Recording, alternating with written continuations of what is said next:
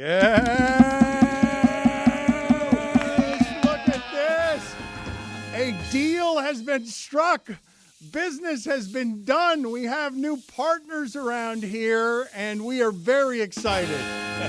We don't want to be about all the smoke. We want to be smoke adjacent. We're scared of all the smoke. We know that. Dan, don't embarrass us. Speak for yourself. No, That's pretty cool. We're It's a cool reputation, and you're already embarrassing us. No, You're we're dressed we're in a sports ridiculous writers. fashion. We got the sports writer spirit. We go near the cool guys and write the fun things that they do and then criticize them and yell at them when they misbehave. And we've got one of the original misbehavers. There he is. Look at that. Yes, Matt Barnes. Those are great first words for you. $5 fine, Matt. That's going to cost you $5. Anyone around here who coughs into the microphone, the business is already costing you. But what if they're smoking? I mean, No, $5. Really? That's right.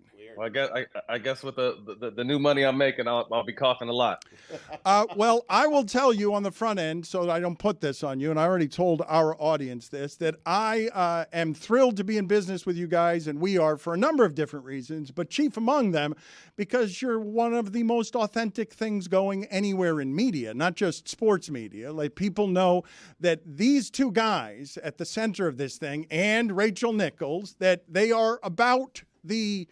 They're about the smoke. Not just the basketball life, but they come from the street life, and they've succeeded. Like, they've conquered the basketball space and the media space. So I am thrilled. I don't know what you guys are proudest about what you've built there, but I am thrilled to be anywhere near what it is that you guys have built, because I love that authenticity.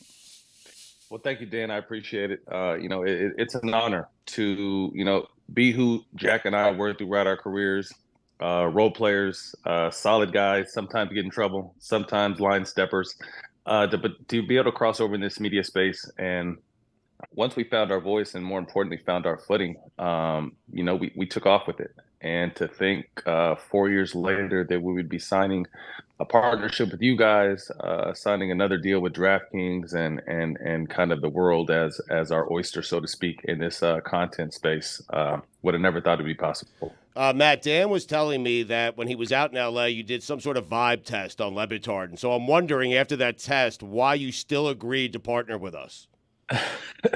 Captain Dan Sparrow. We went out to the had us meet in one of the offices. We were running late with traffic, and we get in there, and he has his glasses, and he's doing something.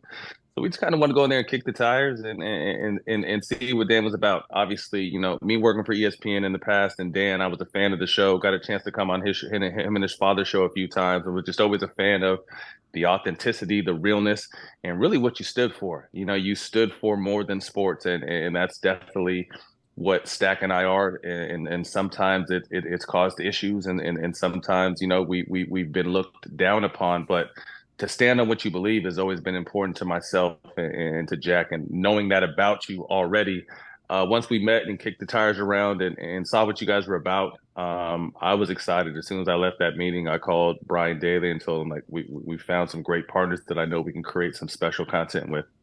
I don't know how to do some business. I imagine that you and Steven Jackson have gotten very good at saying no to people, cutting through bullshit. You've spent your entire life, I imagine, with people seeing that you're money, that you have money, and that they want money. So when you come in here, can you explain to me how you did this? Because I found the whole thing very intimidating.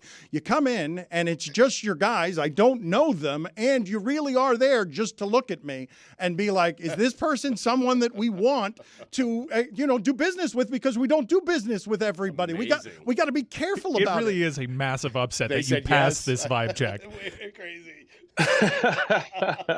No, it was really just to kind of fill it out. I mean, we don't claim to be experts in this space, and Dan, obviously your track record speaks for itself. What you've done, and again, what you stood for. I'm always a student of whatever game I'm in, whether that's life, basketball, now this media space. I want to learn. I want to learn from the best. I want to soak up.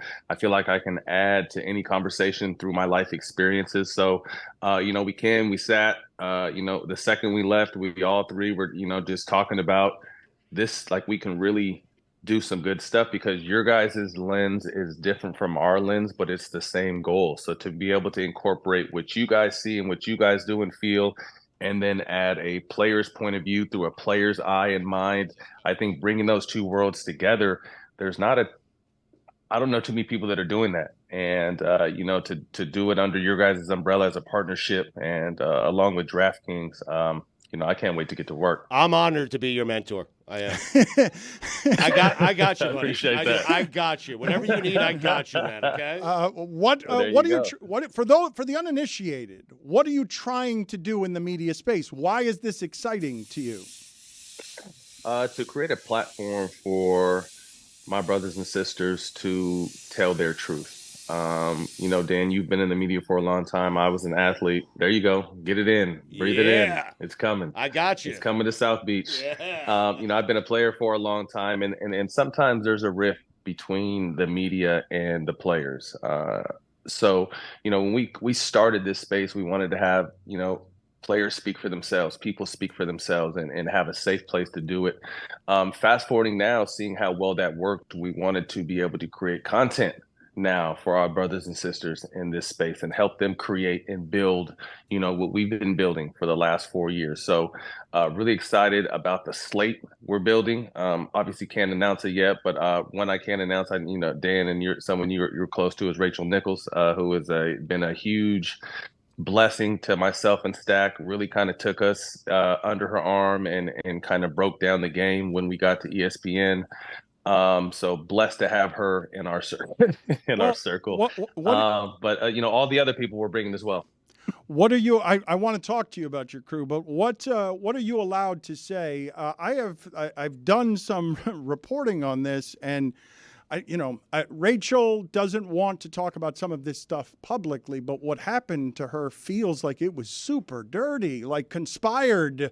But not just people involved, but the New York Times and ESPN not protecting her on something that may have been illegal. Like, what are you allowed to say about what happened to Rachel Nichols? I could say it was unfortunate. I can say that, we wanted to give, because she was so special to us, at the time, Dan, I was working for ESPN. So I had to, strategically place this and play it and ask the right questions without kind of poking the bear. And oddly enough, after the interview, it went viral. Everyone started talking about it and kind of, hearing what happened. And I got a call from the bosses at ESPN, kind of wanting to know my angle and why I did it. And I explained to her, Rachel's been a dear friend of mine, and she gave us a tremendous opportunity to learn underneath her. And she was always there for any questions or anything we had along this space. When she told me what happened, I couldn't believe it. And I couldn't believe that ESPN and these other companies were just going to kind of let her catch fire and not speak the truth. And that's what hurt me. So we wanted to give her a chance to speak her truth and to the extent she could. But I think she got her point across. And, now to see her back doing CNN, us getting a chance to work with her, her coming with us on this new deal, I couldn't be happier, because she is her as well as I do. She's a great person, and she got a bad rap, and only one side of the story was really told, and that's the story. The side that was telling that story was a huge machine. So regardless of what she had to say, it wasn't going to be really digested like it should be. Oh, but Matt, here's the trickier part for you. Like one of the reasons that I admire you guys so much is because you can almost say whatever you want in the face of whatever it is, but you got stuck between your friend, Rachel Nichols, someone you care about, and what ended up happening after that is that two black women got better jobs out of that, and you're in the middle of that as black men trying not to be anti-black woman as the entire machine falls on a journalist who worked for 30 years. And I mean, it looks like she just got railroaded and couldn't say anything about it because it had just happened after George Floyd. It was unfortunate because in the position I was in and the time I was in, I wish I could have got those three women together and sat down and really got to hear what happened. Not what the machine told you happened, but what really happened, what was promised to Rachel, what was in Rachel's contract, how Rachel was feeling regardless of the color. This is an opportunity of a lifetime, particularly for a woman to be on the sidelines. It's not about color. It's about you gave my job to someone else because of the political climate the world was in. And I wasn't okay with that. So I'm kind of paraphrasing, what we spoke about. So it's a lot. It's tough. It's unfortunate. I hope one day that those women can talk and really hear both sides, and for Rachel to hear how they felt, because obviously how it was taken, everyone is entitled to the way they digest something, but without knowing the whole story from the outside looking in, I understand how those women took it. But at the same time, I also found out the truth, or what really happened in the situation. So I'm happy that all of the people involved, all these women involved, were able to land on their feet. Rachel being the last, but the truth will always set you free. And now she's been able to land on her feet. And I'm happy for her, happy to call her a friend, happy to call her a mentor, and happy she's going to continue this journey with us. That's awesome. You into this IST, the in-season tournament? You into it? I am. I get an opportunity to work for the Kings, so I was out there Monday when it's just sometimes the team has your number. The Pelicans were just too tough for Sacramento. They beat them 3 times this season pretty handily. But I have been. I will actually go. I'm going out there tomorrow because All the Smoke is going to be out there talking to people, and I'm hosting an event for the NBPA. So excited. Anytime you can get excited about the NBA in early December, that's always a plus. We know how long the season is, and it goes through its ebbs and flows, and sometimes they're a lot more exciting than others. But we had people tuning in, at the beginning of December to kind of check this thing out and bring some enthusiasm before the Christmas holiday. So I'm excited. I'll be out there and looking forward to checking out some games. Matt, tell the people, because I don't think they understand what a burgeoning empire you guys are overseeing there, that tell the people the army that comes with you. And obviously they have credibility all over the place, but in basketball especially, they can get whoever they want. Who's your army? My army is a tight-knit group. Myself, Jelani McCoy, I went to UCLA with, a guy named Dylan Dreyfus, who I found on Instagram, who was just putting out great content all by himself. And I found him one day scrolling, and he's been one of the biggest blessings ever. Young kid, really hungry, but also has his streak to current culture and what's going on, but that also is intelligent enough to speak in, any kind of room. So he's kind of been like my young prodigy that I've brought along and really excited about. And then a few other people that we can't announce yet due to That's fine. rules. That's fine. That's fine. We'll hold on to that. It's a tight team, a small, flexible, nimble team that is eager, that has experience in different backgrounds. I remember one thing Doc Rivers told me as a Los Angeles Clippers, because we always struggled kind of gelling and getting over the hump. I felt like we were our own worst enemies, but Doc used to preach us to be a star in your role. And that's what we feel like we have with our team at All the Smoke Productions. Everyone stars in their roles. Some roles overlap, but we're coming, we're hungry, we're prepared, we've done our research, and we're ready for this opportunity that I've wanted for a long time. We're our own worst enemy. It's not a great Doc Rivers. What happened? It was better off air. Yeah. Well, Alex Jones? Did you get scared? It sounds like Alex Jones. It doesn't sound like Doc Rivers. I wish Amin were here. It's not Blake's fault. His Doc Rivers is exceptional. Do you? It's not Blake's fault. Do you? You don't do a Doc Rivers as well, correct? No, I don't do a Doc, but I had a good time with Doc. Some ups and downs with Docs. Some grown men stuff. Almost got into a fight with Doc when he was coaching the Clippers, and then he traded me at the very beginning of the trade deadline. Literally 12:01, I was gone. But we were able to talk through that, get past that. He's been on All the Smoke. Always been a fan of Doc, and excited he's landed doing some commentating and get a chance to commentate with his son Austin as well. So always sending love out to Doc. Fight details, please, if you don't mind. I mean, we're teammates now. We're teammates now, man. I'm here for you. I knew I couldn't just skip over that. Right. So this is, what year is this? This is 15-16 team against Houston. I think we had just beat a tough young Golden State, or maybe it's 14-15. Anyway, it was one of the years. I think it was 15-16. It's all that. It's all that smoking. Houston. It's all that smoking. Like it does things to time. Mm-hmm. No, He passed the vibe test. Excuse me. You guys passed it. We're heading into the playoffs. Didn't have a very good game. I felt Doc took a lot of stuff out on me that he didn't want to say to the stars. And I'm all good with being coached, yelled at, screamed at. I grew up in that kind of environment. I'm comfortable in chaos, so to speak. But I really felt like he took it too far during the film session and did some stuff and said some stuff I don't think he should have. But maybe he was just in a different place at that time, and I was definitely in a different place. So I jumped up out of my seat in film, and DeAndre Jordan tried to grab me, and everyone kind of went like they do in the movies. And Doc's seat was over by the door, and I was in the other corner. So I walked right past, looked at him, and just went out the film room and went in the locker room. And I was pissed. I was like, man, excuse my language, I'm leaving. But then I was like, no, I can't let him get to me, and I can't let my team down. So I ended up going back out there. I ended up going back out there for practice. He flips me from the starting team to the second team, and put Jamal Crawford in the starting lineup and tried to tell me to flip my jersey. I tell him I'm not flipping nothing. These guys know where I'm at. And I just went out as a pit bull the whole entire practice, with dogging everybody, mean to everybody, fouling everybody, but had a good practice. Next day we have an early game, and I was still so pissed. Like, I didn't sleep the night before. I was so mad. And I think I could tell this story now because I'm not in the NBA. I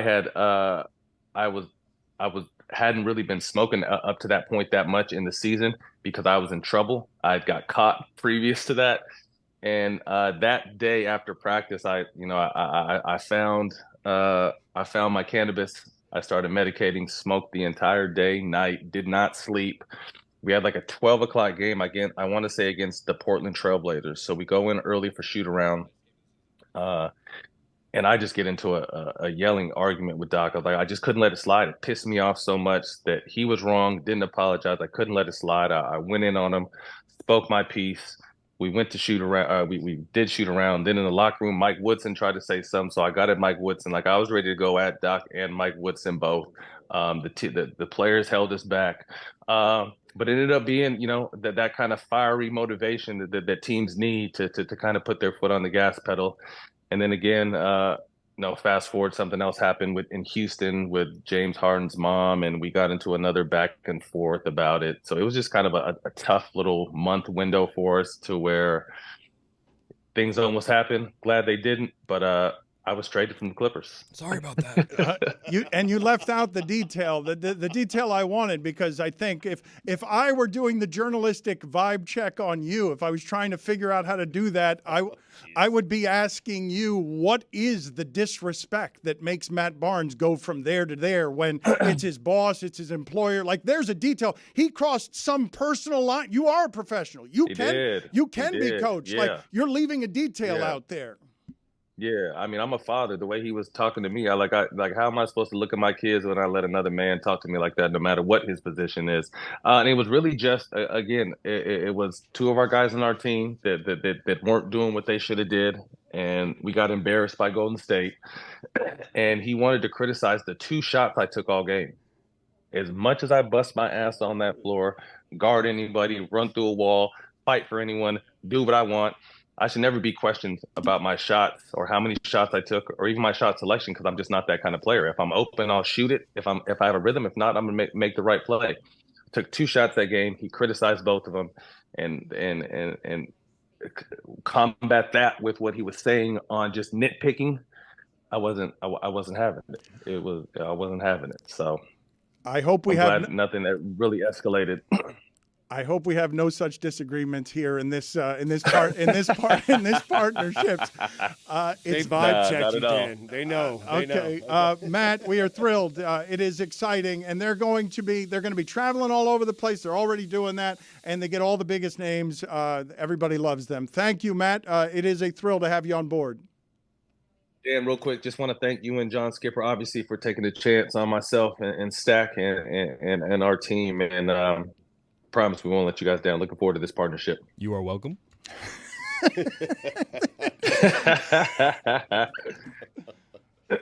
Now I can get back to the smoke in my background. You guys have a good show. Yeah, all right, Matt. Thank you, buddy.